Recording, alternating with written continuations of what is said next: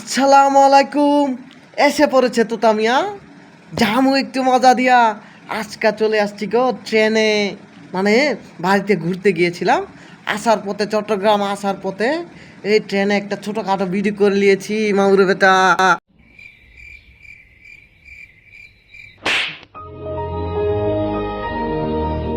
যদি ঘুম ভেঙে থাকে তাহলে সামনে আগায়, কথাগুলো সামনে আগায়। আজকাল ট্রেনে এই সুন্দর পরিবেশ দেখে, এই প্রকৃতির সৌন্দর্য দেখে না মন ফুরফুরা হয়ে গেছে। কথা কচ্ছ না কে? কি দেখে আসলে? ট্রেন চলার সাথে মানুষের জীবনের অনেক কিছু মিল আছে গো। ট্রেন চলার সময় যদি দূরের কিছু লক্ষ্য করেন, মধ্য দিয়ে গাছপালা চলে যাবে, ওটা টেরই পাবেন না। ওই লক্ষ্যটাও সুন্দরভাবে পরিষ্কারভাবে দেখা যাবে। এ তো দেখতেছি পুরাই মেন্টাল কেস রে। আপনি যদি আপনার লক্ষ্যের দিকে এগিয়ে যান তাহলে দেখবেন সবাই পাশ দাঁড়িয়ে আছে, আপনার রাস্তা ক্লিয়ার করে দিয়েছে। সবচেয়ে ভাল লাগে যে বিষয়টা হলো, আপনি আগোচ্ছেন আর সবাই পিছনে পড়ে যাচ্ছে। এটা আমার কাছে সবচেয়ে ভাল লাগে গো। No no no.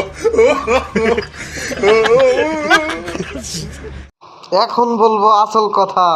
এখন যে উপদেশমূলক কথা বলেছি না, এটা আসলে আমার মধ্যে ছিলই না।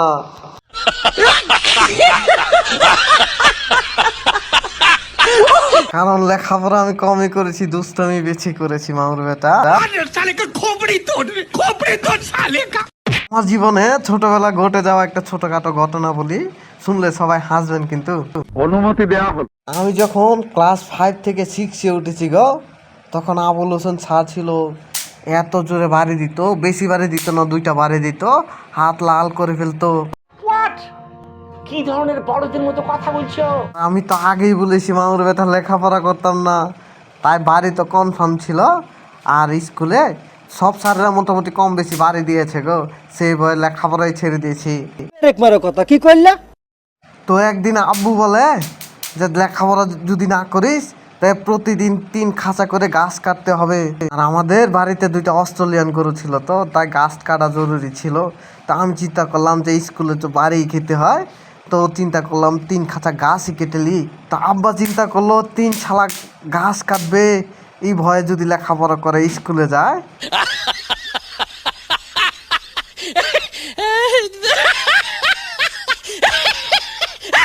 তারপর দেখা গেল আব্বার কথা ঠিক হলো না।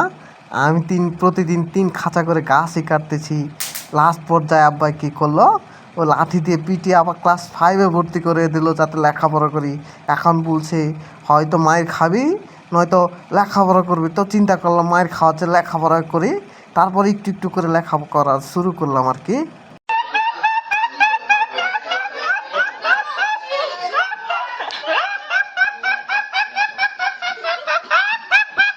তো আর কি করার, এটাই ছিল আমার জীবনের সুন্দর একটা কাহিনী। তো হাসবেন না, এটা সত্যি আমার বাস্তব কাহিনী, ওটা আমার জীবনে ঘটেছিল। ধন্যবাদ সবাইকে এত কষ্ট করে আমার কথা শোনার জন্য। ভালো থাকবেন। আসসালামু আলাইকুম।